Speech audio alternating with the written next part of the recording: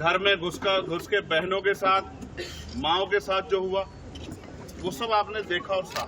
हम तो संविधान की प्रतिकृति पे लड़ गए, बाबा साहब के स्टैचू पे लड़ गए, मगर संविधान पे तो हमला बहुत बड़ा हो रहा है। ये लोग नहीं समझते, इनके लिए संविधान मात्र एक किताब है, हमारे लिए सब कुछ, हमारी दुनिया है संविधान। जब काम ज्यादा हो जाता है और लगता है कि आप छुट्टी की जरूरत है तो मैं सोचता हूँ जेल चला जाऊं। जेल से नहीं मरते, रोकेंगे दूसरा खड़ा हो जाएगा, दूसरे को रोकेंगे तीसरा खड़ा हो जाएगा, कोई बात। अभी ऐसे ही मुझसे बेहतर आप जानते हो कि यहाँ क्या हुआ जी। मैंने तो सुना है, आपने देखा, कुछ ने देखा है, कुछ ने सहा है। किस तरह से 11 तारीख में जो हुआ, 12 तारीख में जो हुआ, फिर 13, 14 में आपके बच्चों के साथ जो हुआ, घर में घुस के बहनों के साथ, माओ के साथ जो हुआ वो सब आपने देखा और सहा। फिर 15 तारीख को सोमनाथ के साथ क्या हुआ और 16 तारीख को वकोड़े साहब के साथ क्या हुआ, ये भी सब आपके सामने। आपने अपनी आंखों से जुल्म देखे, आपने अपनी आंखों से अपने लोगों पे होते हुए अत्याचार को देखा। मैंने तो सुना है, मैं सुन के इतना तकलीफ में हूं, आपने तो देखा सहा है, मैं क्या कह सकता हूं। हम सिर्फ एक बात की कीमत चुका रहे हैं कि हम झुकना नहीं चाहते। हम इस देश में सिर्फ एक बात की कीमत चुका रहे हैं कि हम इस देश के संविधान की सुरक्षा की गारंटी लेके बैठे।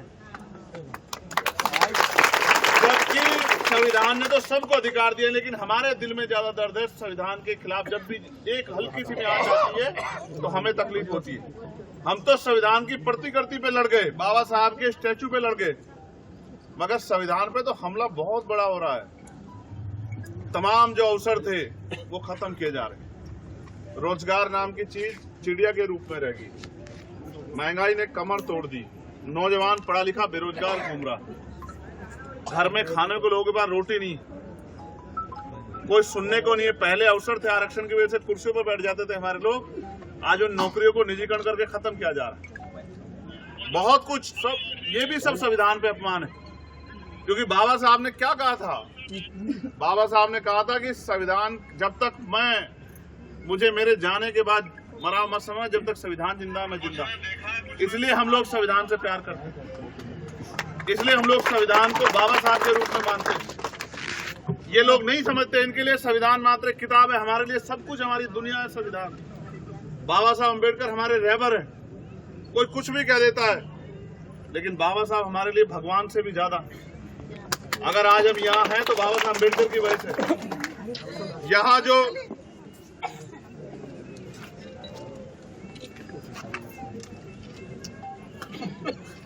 फिर क्यों कहते हो कि हमें मार दिया किसी ने?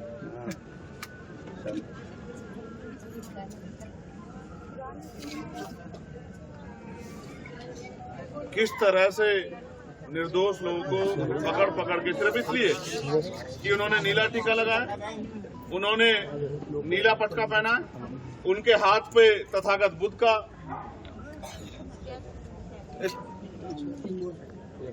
टैटू बना हुआ है, उनके हाथ पे मां मानव लिखा हुआ है, उनके हाथ पे जय भीम लिखा हुआ है, उनकी बाजू पे बाबा साहब अम्बेडकर का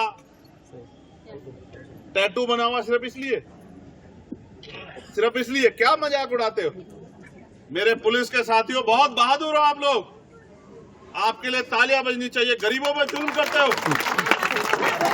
गरीबों पर जुल्म करते हो, गरीबों को निकाल के मारते हो, गरीबों को कुचलते हो।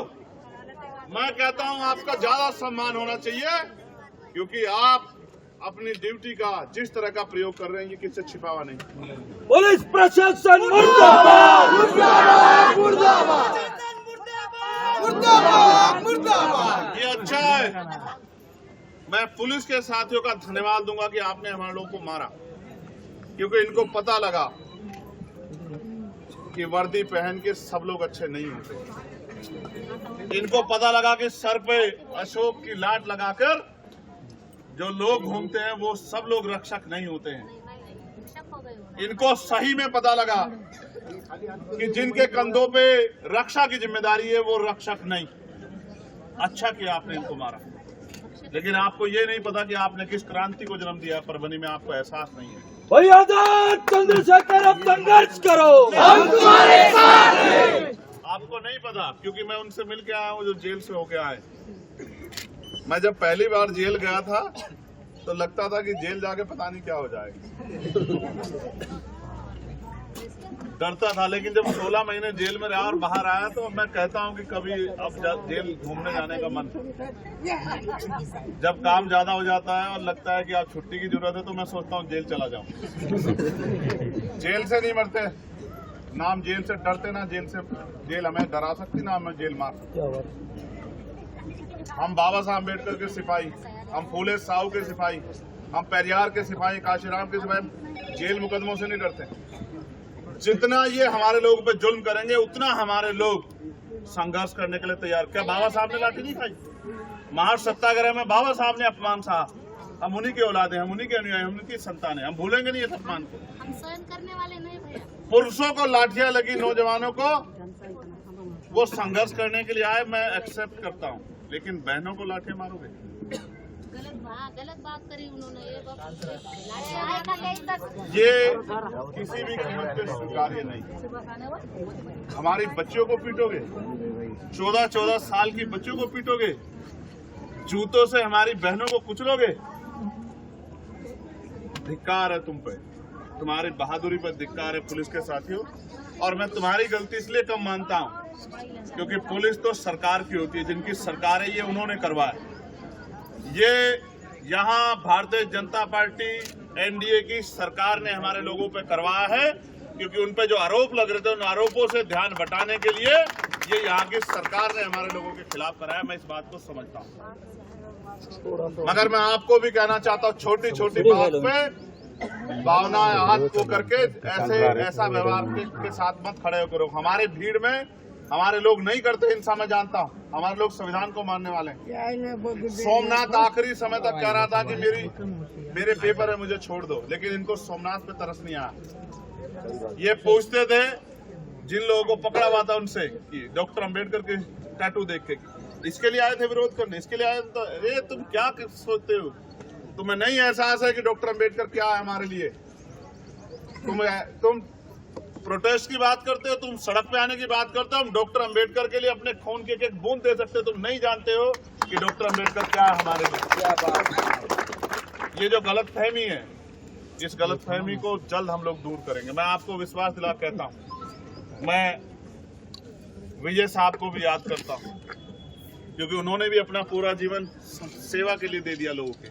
जिसके ऊपर जुल्म हुआ, हम अंबेडकरवादी यही जानते हैं कि हमें हर उस व्यक्ति के साथ खड़े होना जिस पर जुल्म हो रहा है।